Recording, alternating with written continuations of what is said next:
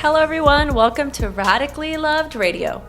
I wanted to create a place where people can go to get inspired, get motivated, or find some clarity and get tools to create a radically loved life. I will do my best to provide information on a variety of subjects, including yoga, holistic health, life coaching, spirituality, meditation, and overall mindful living.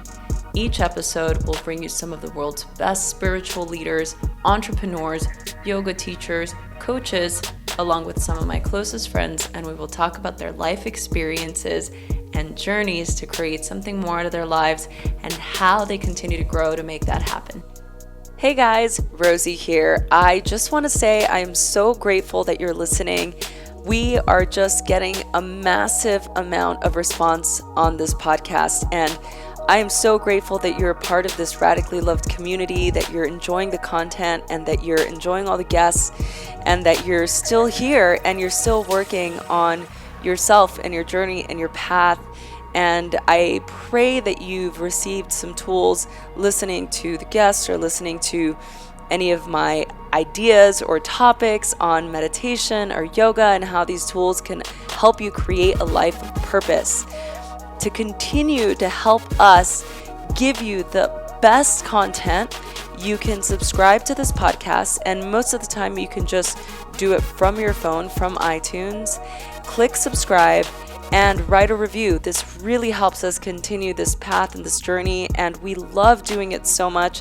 And again, I'm so grateful that you're here. Let us know what you thought. Thanks for listening.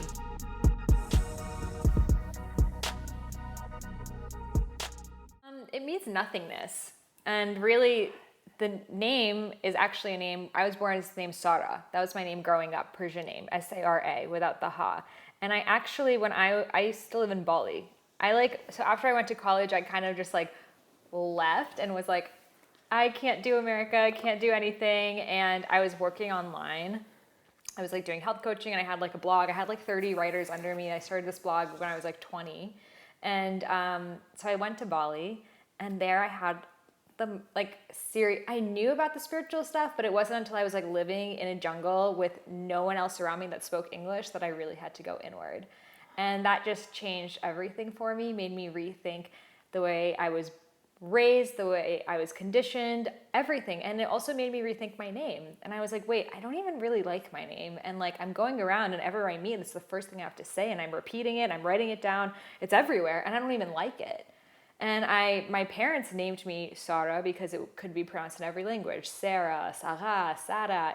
It was just an easy name. And my parents were immigrants from Iran. So I was like, I don't want to just be easy. That's basic.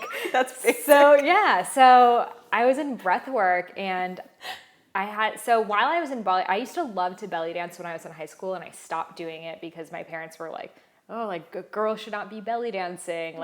Don't show your body, because they're from the Middle East. It's seen as a belly dancer is a prostitute for them. So I stopped doing it. And then when I was in Bali, I found a belly dance teacher, and I just started going to her classes, and I was in this breath work, and I had this vision of myself being a belly dancer in a harem. And I wasn't allowed to leave. And there were these beautiful doors, but they were doors. And I wanted to go outside so badly, and I was trapped in there.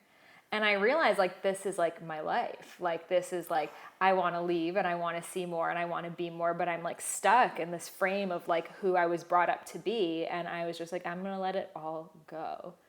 And I just literally, it was a file cabinet of my brain of opening up a drawer, relationship with men. How do I feel about that? I actually don't like any of this. And just rewiring my brain. Yeah. And that's when I started receiving kind of the download. So I went to Bali, and I was already on this Ayurvedic path, and I felt the need to write a book to modernize Ayurveda, though I was still learning Ayurveda. So I was studying in India before. Anything I would learn, I would translate it into the way that we talk. They would be like, oh, Agni, digestive fire, and I'm that fire going on within you, and I would just make it super relatable. So in Bali, I was living with a Balinese family in the jungle, and all I would do, they thought I was crazy, I would just write all the time. I had all these Ayurvedic textbooks, and I would just translate it into English. It's hilarious.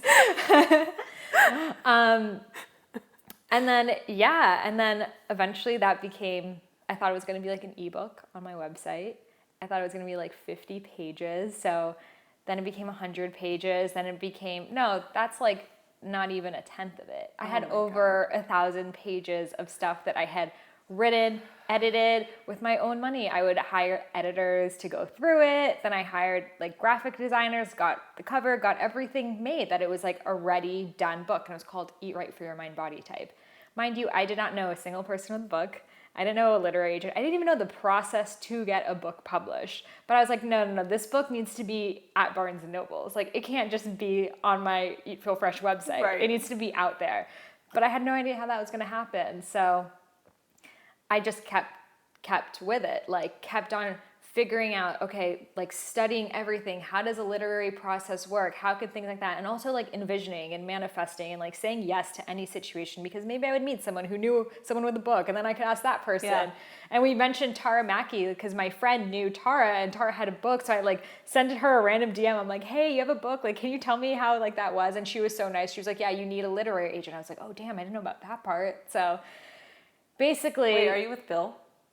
No, her name's Marilyn. Yeah. Okay. I was like, do we have the same agent? Because that would be Tara crazy. and I do. Okay. No. Okay. So I later met another friend, Maria, who introduced me to her literary agent, which is how I got mine. And I had a ready book. I was like, should be easy to sell. No, it wasn't this book.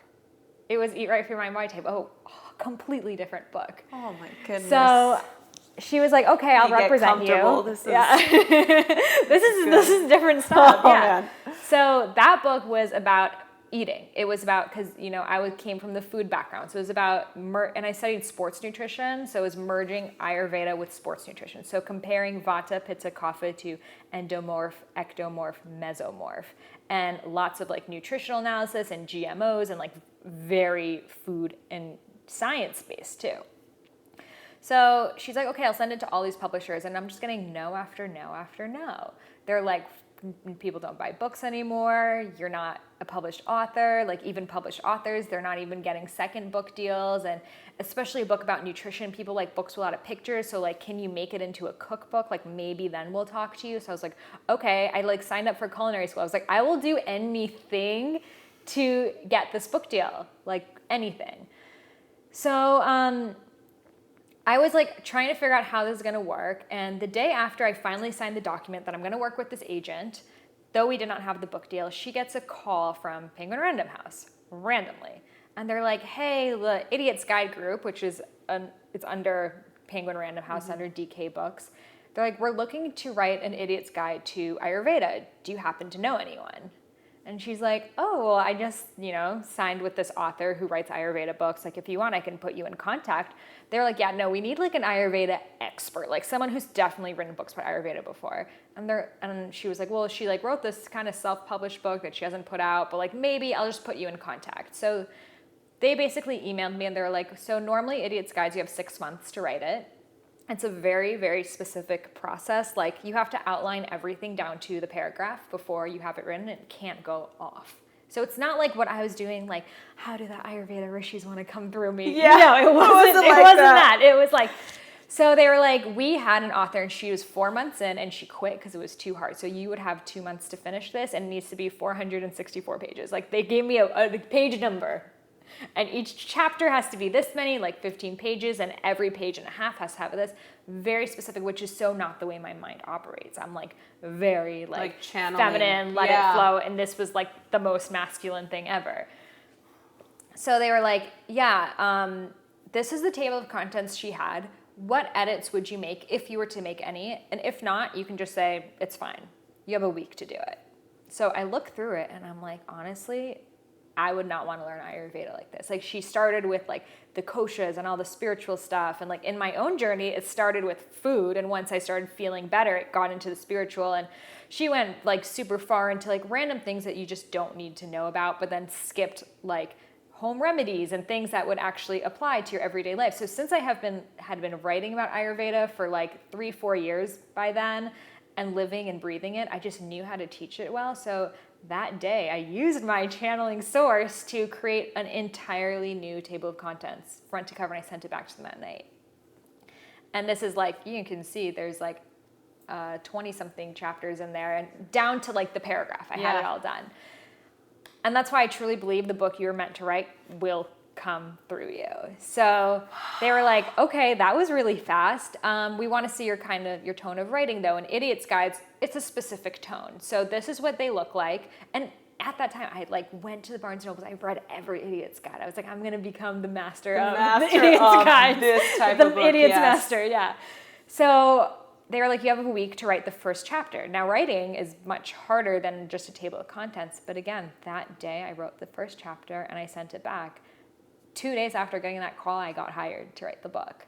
So I had 2 months to stick to that table of contents that I wrote to write this introductory textbook for the world for Ayurveda. Oh my goodness. So I was like, okay, wow, wasn't preparing for all of this.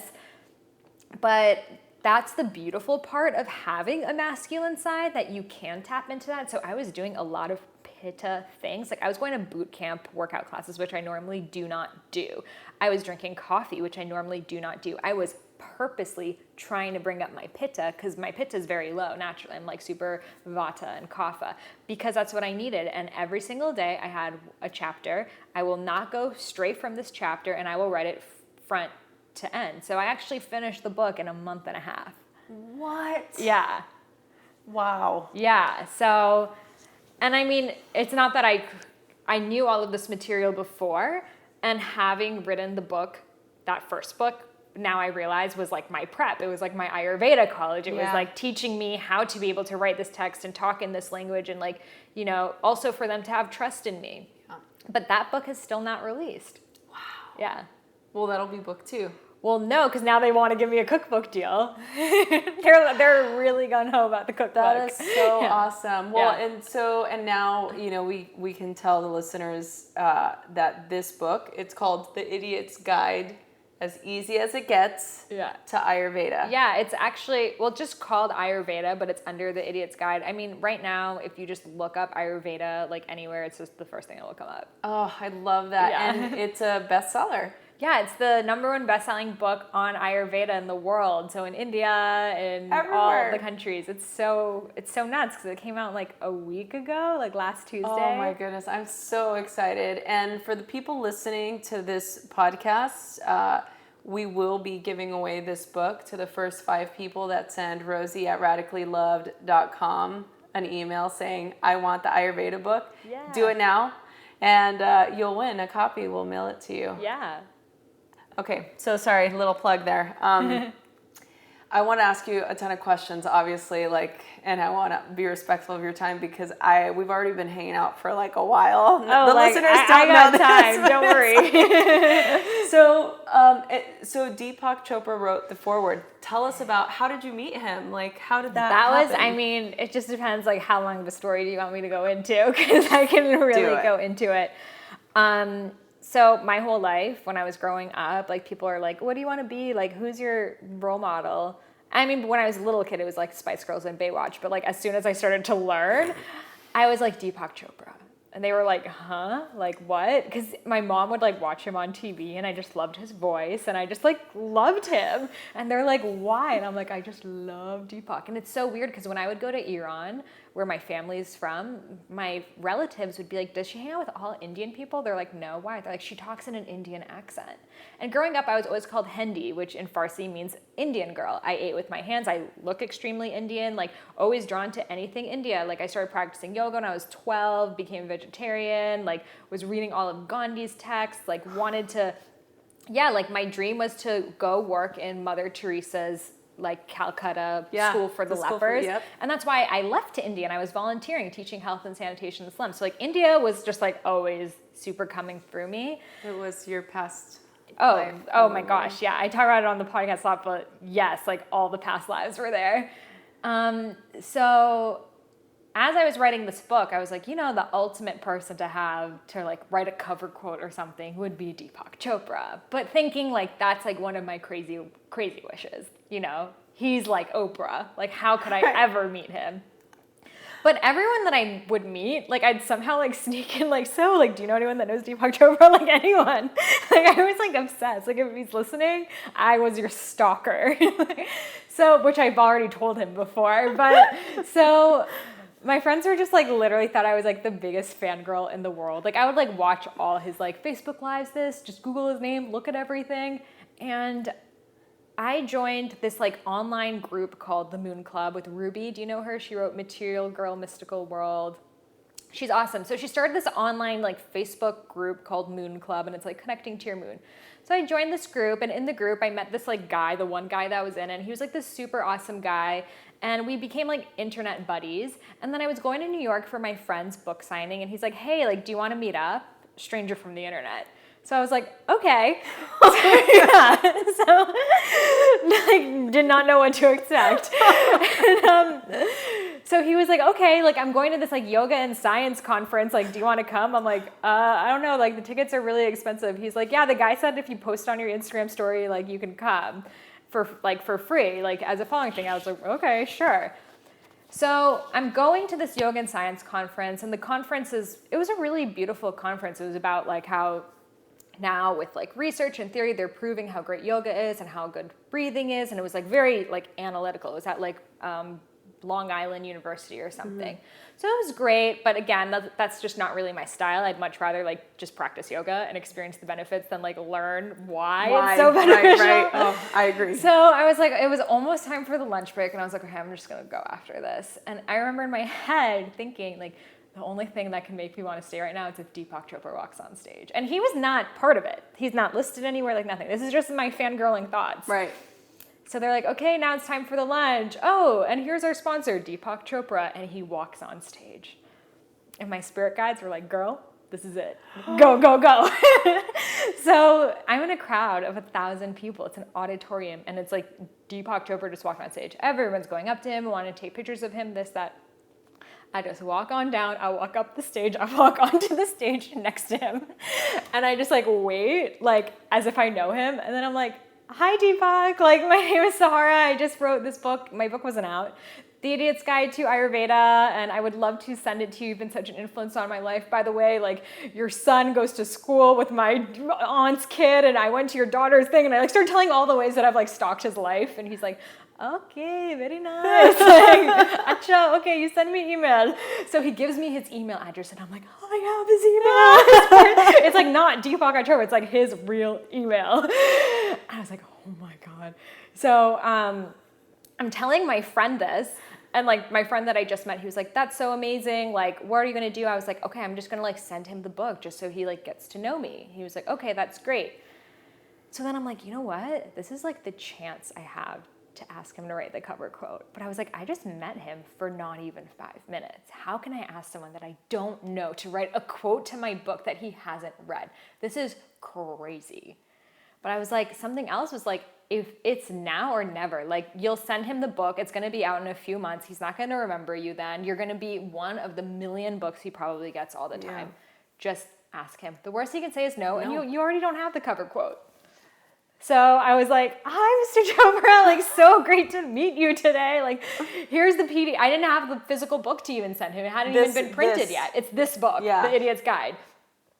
So I think that it was published by Penguin Random House, and it's like the official Idiot's Guide. I was like, I'm not some stranger from the street. Right.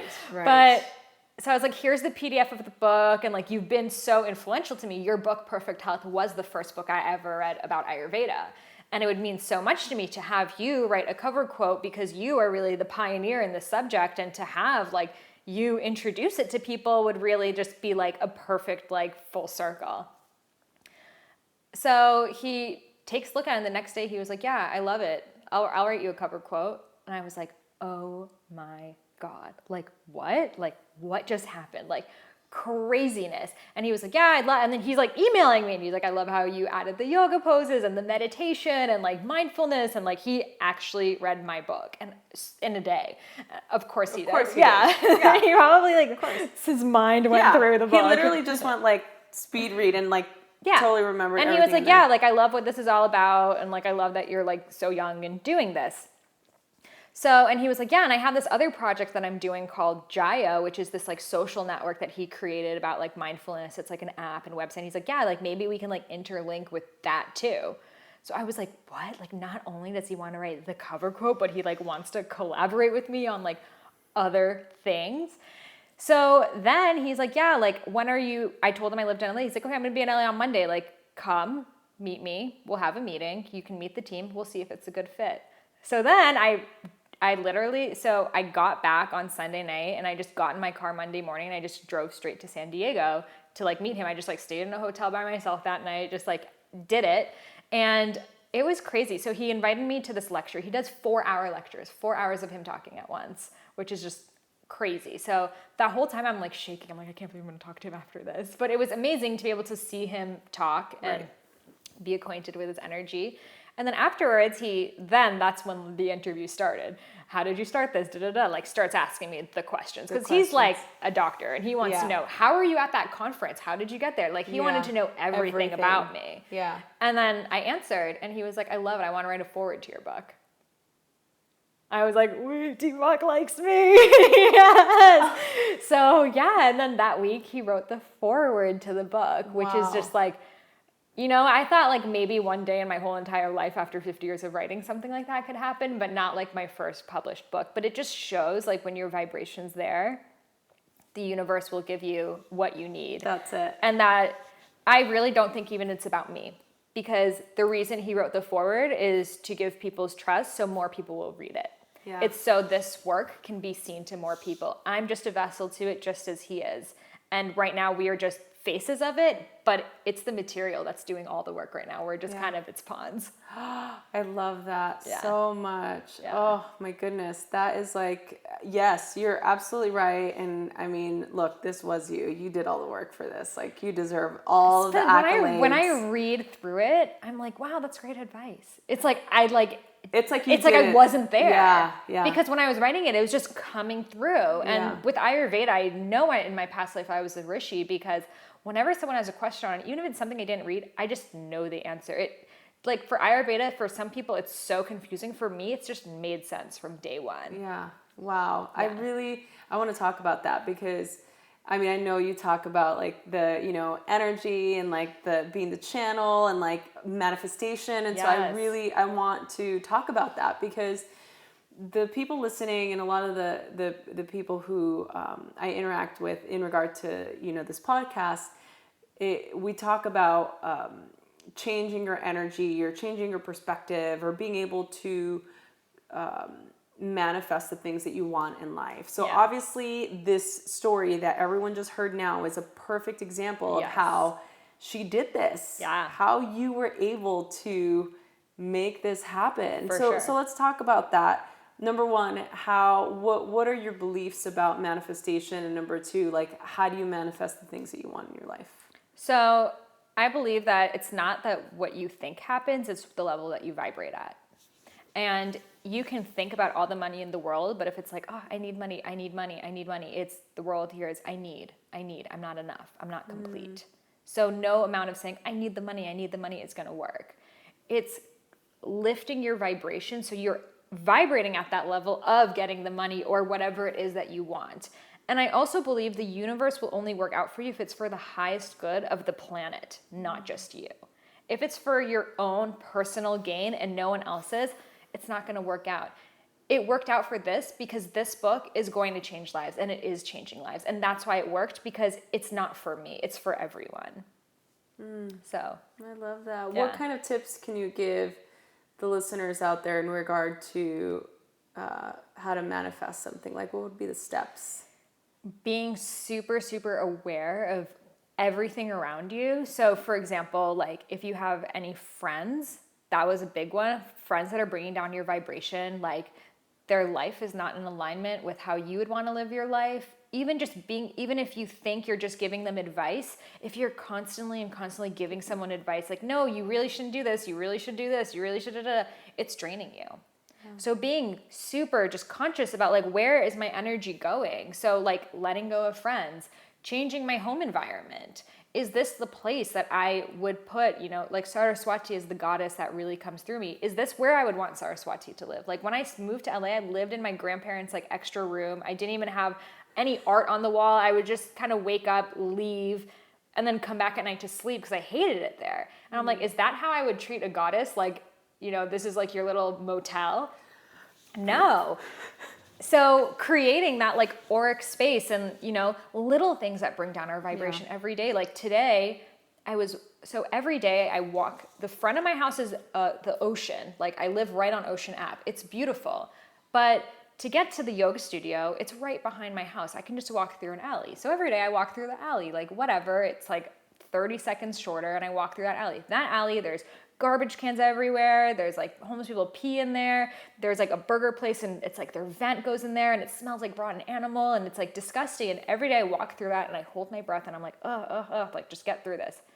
And then today I was like, wait, why don't I just take 30 more seconds and just go around? Because every single day I'm lowering my vibration by just going through that alley when it's not necessary. It's not like I have to go through this alley. It's not helping anyone. It's just for me to think I'm saving 30 seconds, but really for me to overcome that, it's taking me way longer than 30 seconds. Yeah. So if something's not in your control, you'll have to, elevate it or deal with it. But something like this, just making your life harder, it's not necessary. And little things like that make you better at manifesting. It's the little things like that that make the bigger picture happen. Yeah, I totally agree. Yeah. Yeah, thank you for that. That's sage advice.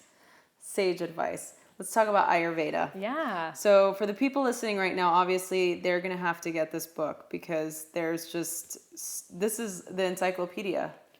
This is it. This is the encyclopedia that there's definitely been, great encyclopedias for people who really want to go into more traditional Ayurveda, like Dr. Vasant Lad has a lot of great stuff. Deepak Chopra's Perfect Health is a good, more introductory one. This one is if you want to learn about Ayurveda and in the language that we're talking in, because the problem that I had when I was studying Ayurveda is I didn't relate to any of the books and I didn't relate to any of the suggestions. So I was a raw vegan.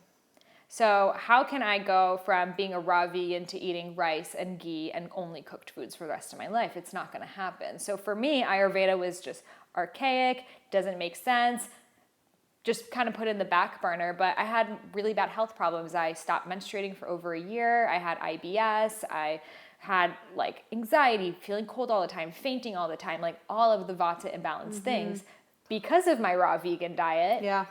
But I didn't want to switch to only eating dal for the rest of my life either, you know? I love dal. So, but for me, it was also the fear of oh my God, I'll get super fat or I don't like feeling heavy. So I was like, how can there be an in-between of incorporating the Ayurvedic suggestions? Maybe I can eat quinoa instead of rice. Maybe I can have sweet potatoes. Maybe I can add tahini.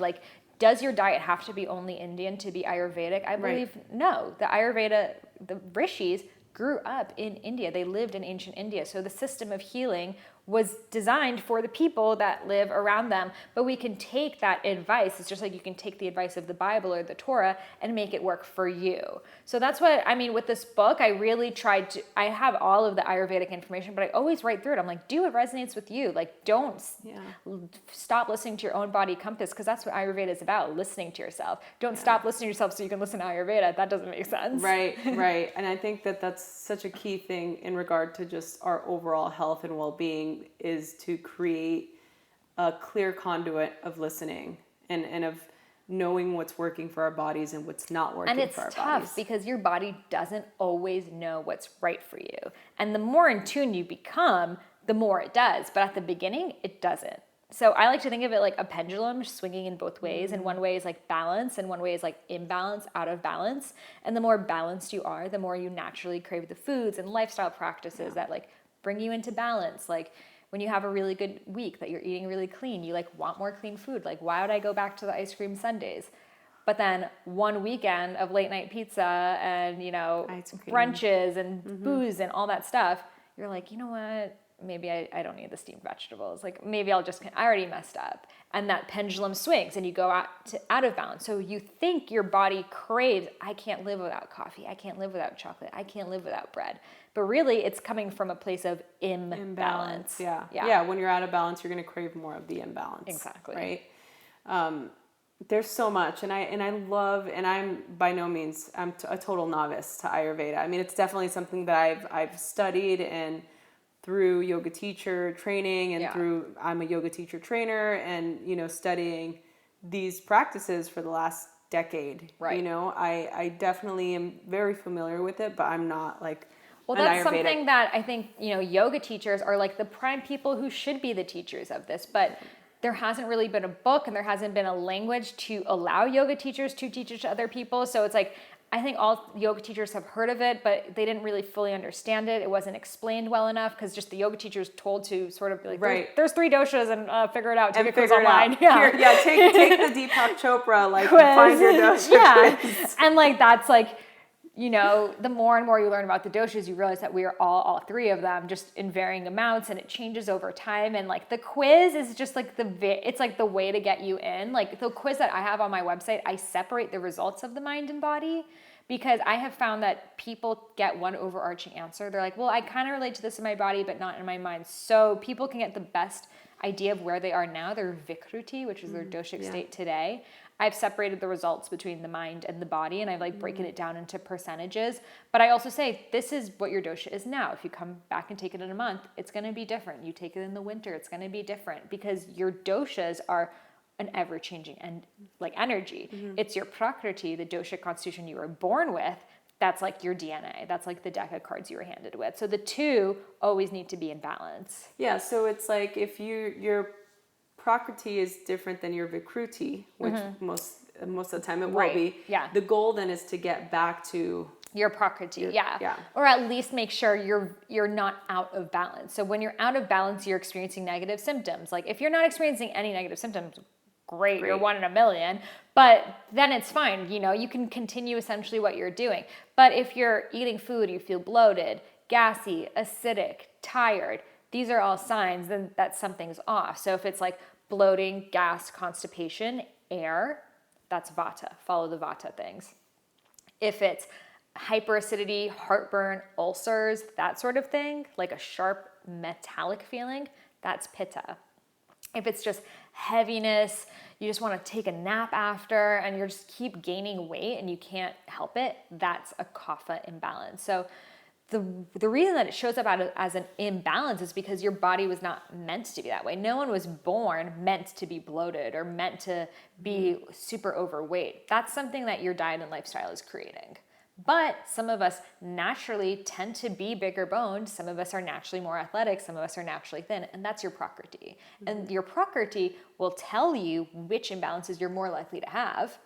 The thin person is more likely to have the gas and the bloating and constipation because they're dry and cold.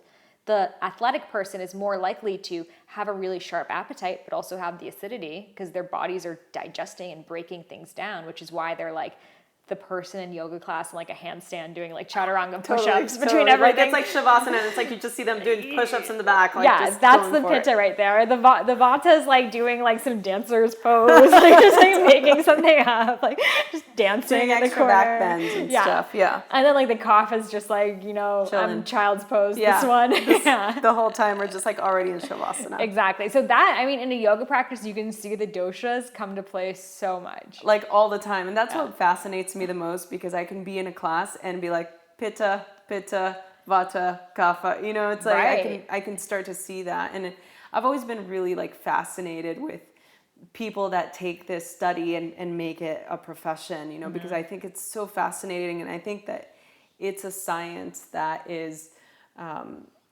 under glorified.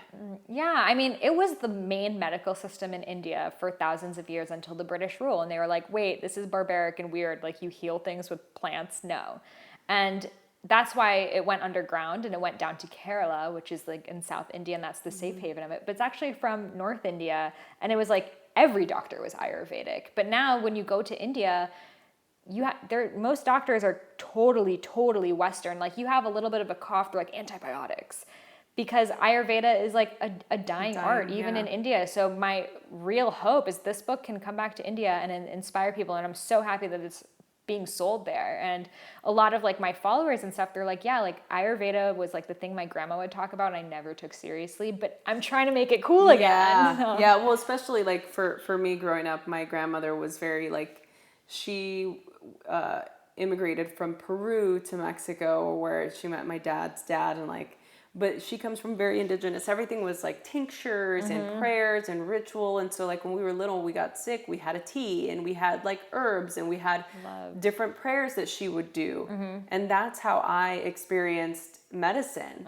So when I started to learn about Ayurveda and like... It's so similar, like shamanism and Ayurveda and all of these ancient traditional practices, like the elements, that's what heals us. Yeah. And our environment too is so key to that. So, I just have a couple more questions before we wrap, because I feel like we didn't even talk about, like, the questions that I want to ask you, we haven't even like gone into. Okay, let's go. But I want to be respectful of your time. So for your own, what's your own personal practice look like? Like, what's your self-care ritual? So for me, tongue scraping is a really big one. I will travel, I will go everywhere with that tongue scraper. Like once you start tongue scraping, you're like, how did I not do this before? Because this is gross. I know. So tongue scraping, oil pulling is something I try to practice, but I'm not like, I need to oil pull. Like I feel like the tongue scraping is like a must. Yeah. Do you want to tell people really quick what oil pulling is? So oil pulling is basically Ayurvedic mouthwash. It's basically putting a spoon of oil in your mouth, rinsing your mouth with it and spitting it out. You can do it anywhere from 1 minute up to 20 minutes.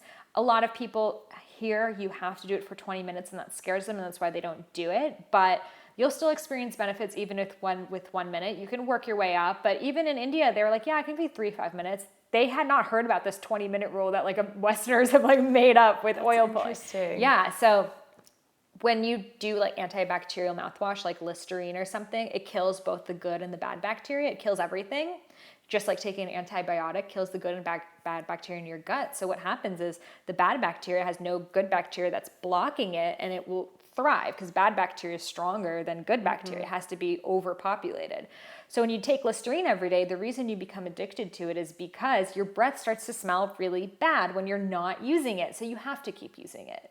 Whereas with oil pulling, it's like getting all of the bad stuff out, because oil can go much deeper into like the pores of your tongue and in the cracks between your gums than water can, anything that's water-based. That's why now people are, using oil on their skin, or even if you have wood, if you clean wood with oil, you'll get deep into that Woods Pore Cells. Whereas if you clean it with water, it's just surface level. So that's why oil pulling and oil in general is like so essential in Ayurvedic practices. They use there's Nasia, which is like to put oil in your nose just to like lubricate your nose, because your nose is connected to your brain. And if your nose is full of mucus, you're not going to have clear breath, clear prana, which is your insight. So they do the Neti pot, which is like a little pot. You can get them now anywhere, which is you put water up one nostril and it basically funnels down through the other. So if you ever have a sinus infection or something, that will really help you. And then you follow it up with Nasia. So you just put some oil in your nose. So these are not practices you have to do every day. I write all of them in the book, but it's like pick and choose what resonates with you. Dry brushing is another one, taking like a dry like loofah and scraping your skin. And the reason it's more effective than like when you're in a shower and it's wet is because when your skin is dry, it's way easier to break off all the dead skin cells. Whereas when it's wet, it kind of mushes in, and it's like, when you have dry skin, you can literally go like this and you can see flakes come off. So with the dry brush, you're removing it. You follow it up with oil because your pores are open, and that penetrates in your entire system. So if you have a more hot body, more of a pitta body, coconut oil. If you have more of a cool body, vata pitta, sesame oil. I love that. Okay, I'm sorry. Let's go back to your ritual. So we were oil pulling. Do you do the scrub too? Yeah. Okay. So yeah, I do all so in the morning I'll definitely tongue scrape and meditation. I drink a lot of turmeric, ashwagandha. I make all sorts of different herbal teas according to what I need, according to the season. So ashwagandha is an Ayurvedic adaptogen. So basically it translates to whatever your body needs at that time. So if you're stressed, it's going to make you less stressed. If you have a hormonal imbalance, like I did, it will help with the hormonal imbalance. And a little goes a long way. People are like, oh, it's expensive. literally 1/16 of a teaspoon. It's medicine. You really don't need that much. It's not a full teaspoon, which is what a lot of these things say. You don't need that much. I like making something called CCFT, cumin, coriander, fennel seeds. So half a teaspoon cumin, half a teaspoon coriander, half a teaspoon fennel, 4 cups hot water, let it steep. What I do is I just do it at night, and I just boil water, put it in there, turn it off, go to sleep. So in the morning, it's been super steeped. It's like spiced water. Put in a thermos. Wherever I go, I get some hot water and I add it to that. So it's like my little on-the-go tea. And it's like saves you so much money because you don't have to like go buy tea. You don't have to buy coffee. It's like your Ayurvedic drink on the go. Or if I'm at an airport, I'll just ask for hot water and I'll put cinnamon in it. Because cinnamon is so good for stabilizing your blood sugar, and it's like, again, a free Ayurvedic tea. Yeah, there you go. Yeah. That's perfect because I travel all the time, so that for me is like, and I love cinnamon. I usually travel with Rishi Tea makes this turmeric ginger tea, and they're like one of the sponsors of the tour, and so I've got like an endless supply. Amazing. I'll give you some actually so you can try it, but it's so good, and like I usually carry those packets with me, and like I just go to the airport or wherever I'm at, like I get hot water and I put it in my thermos. And then... Totally. Yeah, I mean with turmeric it's so anti-inflammatory, and if you're flying all the time, also you need to make sure your vata is still balanced. Because when your body is in movement, even if you're sitting in a plane, it's still in movement. And you're not grounded, you're in the air. It's like the opposite of grounding. So your vata easily goes out of balance. About 60% of all imbalances come from vata. So something at the surface looks like vata, but your prakriti might be, you have more pitta in you. I can just tell from the shape of your face. But your vata is going to be out of balance because of this movement. I always have a vata imbalance. Always. Yeah. Like my stuff's always like But messed it's up. because your prakriti, the dosha you're born with, is more pitta. How can I tell that? You have an angular face, just the shape of your face, even your body structure. You're probably just naturally good at sports and stuff. I don't know if you put on muscle pretty easily. Yeah, I mean, if I'm working out like that, I do. Yeah. And do you have like a strong appetite? Like, you need food? Yeah. I love food. I eat pitta all the time. Yeah. Like, but I have to like watch it because I also have a Latin gene, which whatever, some people think it's like BS, but I'm like, no, I used to be almost 200 pounds when I was in high school. Oh, like, really? I was a big girl, but because of the medication and I was eating McDonald's every day, like that's what happened. And then once I got, I cleaned up my diet and I got healthier, then everything like regulated and it changed, right. And so now you had a kapha imbalance at that time. Yeah. And now everything feels like it's more in balance as far as like my physicality, and like I'll fluctuate, which I'm totally fine with. What I'm not okay with is energetically what happens when I'm constantly on the go, especially with traveling and stuff. So, and I can always tell when vata gets out of balance because I feel like everything needs to be fast. I need to do this fast, and it's just like motion. Sure. And that can be a beautiful thing. Out of vata comes ideas, comes creativity. Like Steve Jobs, he's like a textbook vata. Like look at him. He's like skinny and tall, which is like the vata body, and he's like super creative and eccentric. He's like the vata. Yeah. But what happened is he definitely did not have a grounding practice. He definitely, you watch movies about him, he wasn't in touch with people's needs and things like that. And that's what happens when it goes out of balance. Your like energy is way up here in the higher chakras when you really need to like root down. Yeah. Man, like I said, I'm like, I want to keep you here forever. and I am going to after we're done here because I have some questions personally. But I just want to ask you the final questions, and I definitely want to have you on again because I think that this is like, I want to continue to help. Or we'll just do a live one. Like people just come ask us questions and talk to us. Yeah, I think it'll be great. So I created Radically Loved as a forum for people to come to get inspired or to just gather more knowledge for the seekers out there or people that just needed support and wanted to hear about people's journeys, It's this idea that we are completely supported and held and loved by source, God, goddess, baby Buddha, whatever God of your understanding. We're radically loved, right? So the questions to you, it's 2 questions. The first one is, how do you feel radically loved? And what do you radically love? Okay. Well, I feel radically loved when I feel connected to my spirit guides, to my highest self. And that doesn't show up like there's these voices in my head like, hey girl, do this. It's when I know what to say without having to think about it, like right now. Like I'm not thinking and I'm just talking. And that's when I feel so loved, because I feel like something's just coming through me and speaking the words for me. And that's how I feel when I podcast, and that's how I feel when I write. It's just this greater message that's just using me. And it's such a beautiful experience, because your words become perfect in a way that your mind couldn't have thought of. And that's when you know you're connected to your own source. So that makes me feel very loved. And what do I radically love? I love that people are waking up to this.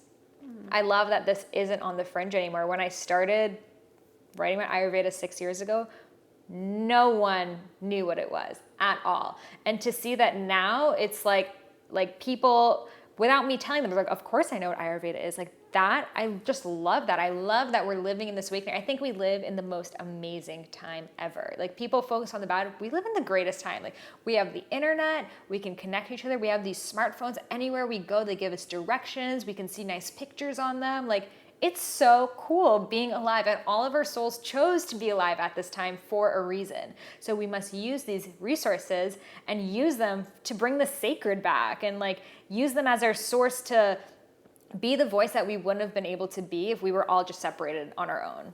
Yeah. Oh my goodness. Thank you so much. Of course. Thank you for having me. You are such a wise sage. You really are. I'm so grateful for you, and grateful for all the work that you did to make this happen. Thank you.